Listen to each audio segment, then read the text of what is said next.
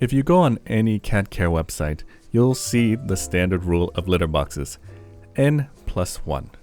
The number of cats you have, +1. For me, living in this apartment with 4 cats, that math dictates I would need 5 litter boxes.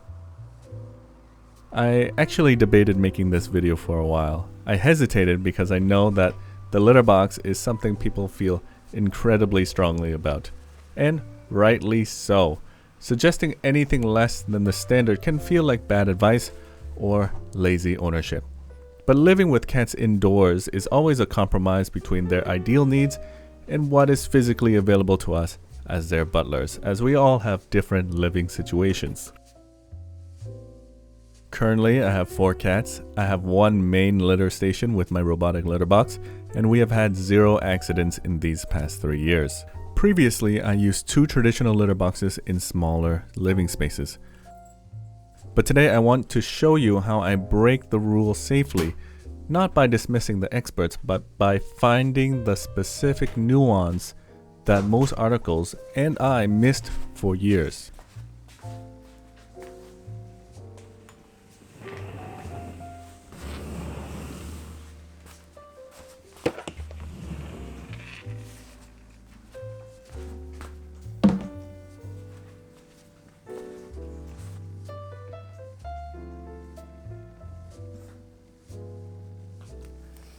Let's look at the actual math. I live in about 600 square feet.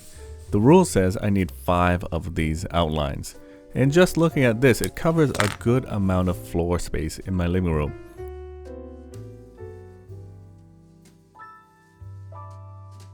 But here's the catch. This is only the raw plastic footprint. It is misleading, because you can't just wedge this box in a corner and walk away. You have to consider the functional litter zone. First, you need to place the litter box in an area that's easy to tidy up and manage. This means you need to have enough room to scoop, add litter steppers or mats where available, and when needed, removing that box for a deeper clean. Second, since cats are vulnerable when they eliminate, be in an area with a good line of sight for whatever may approach, and enough open air for odor control and for the cats to move around without feeling cornered. So if I added all of those requirements to all 5 of those required boxes, well, I wouldn't have a living room anymore. Now, I always felt that the litter box rule was more flexible than what was repeatedly mentioned online. But if you Google it, 10 different sites give you the exact same sentence without nuance. Even the AI chatbots will just regurgitate that simple formula. But one of the best things about creating content is that you guys often point me toward the evidence that backs up my suspicions. So when I double checked the literature, which honestly took me a while wading through page after page of the same copy and pasted advice, here it is. But sure enough, there it was. And not just from a blog, but arguably one of the highest authority source in the industry, being the American Animal Hospital Associations.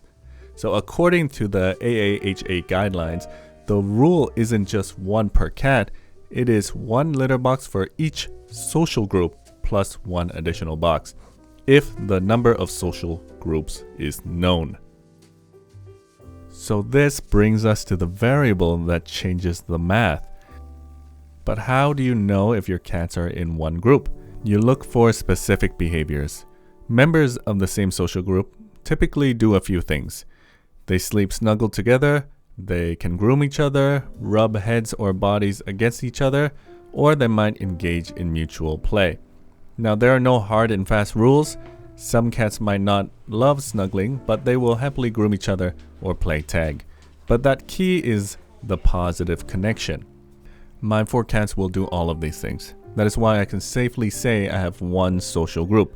Because they are friends, sharing a bathroom isn't a big deal. But let's look at some different example situations for a household with 4 cats.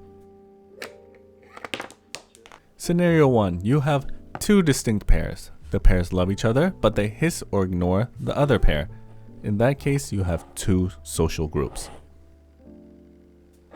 Scenario 2. You have 3 best friends and 1 loner who prefers to be by himself. That is also 2 social groups. Scenario 3. You have 1 bonded pair, but the other 2 cats are solitary and dislike everyone, including each other. That counts as 3 social groups.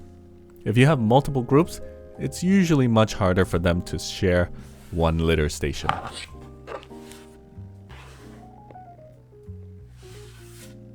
But even if your cats are in 1 social group, in a multi-cat household, waste volume becomes a much bigger factor. There was a study back in 2017 that confirmed that cats do have a limit on how much waste they'll tolerate before looking for a cleaner spot, like your rug, which, let's be honest, feels a bit like proving water is wet. But hey, sometimes it's nice when science confirms exactly what every cat owner knows. With 4 cats and 1 manual box, you'll definitely hit that limit threshold within 24 hours, which is why I used 2 traditional boxes in my previous apartment. I can only get away with 1 litter box station now because of cleaning frequency. This machine cleans minutes after every use. Every cat pretty much walks into a clean box.